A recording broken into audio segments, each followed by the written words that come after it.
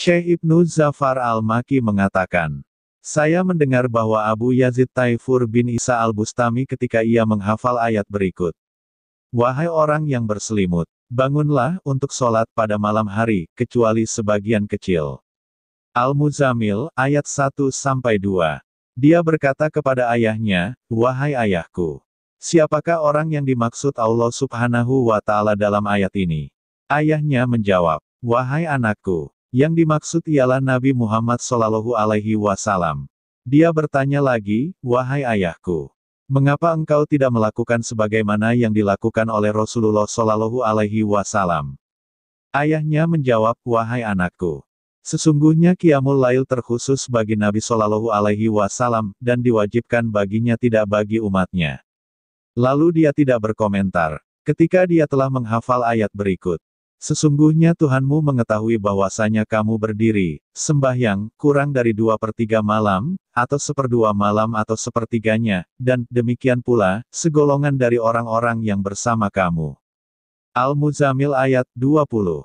Lalu dia bertanya, wahai ayahku, saya mendengar bahwa segolongan orang melakukan Qiyamul Lail, siapakah golongan ini? Ayahnya menjawab, wahai anakku, mereka adalah para sahabat. Dia bertanya lagi, wahai ayahku, apa sisi baiknya meninggalkan sesuatu yang dikerjakan oleh Nabi Shallallahu Alaihi Wasallam dan para sahabatnya? Ayahnya menjawab, kamu benar anakku. Maka, setelah itu ayahnya melakukan Qiyamul Lail dan melakukan sholat. Pada suatu malam Abu Yazid bangun, ternyata ayahnya sedang melaksanakan sholat, lalu dia berkata, wahai ayahku, ajarilah aku bagaimana cara saya bersuci dan sholat bersamamu. Lantas ayahnya berkata, wahai anakku, tidurlah, karena kamu masih kecil. Dia berkata, wahai ayahku, pada hari manusia keluar dari kuburnya dalam keadaan berkelompok-kelompok untuk diperlihatkan kepada mereka, balasan, semua perbuatannya, saya akan berkata kepada Robku.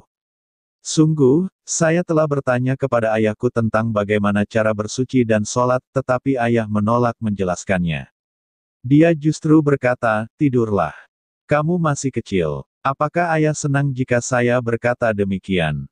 Ayahnya menjawab, tidak wahai anakku. Demi Allah, saya tidak suka demikian.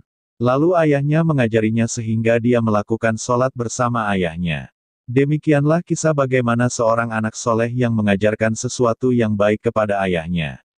Kisah ini diambil dari buku Hiburan Orang-Orang Soleh. Terima kasih sudah menonton, dan semoga bermanfaat.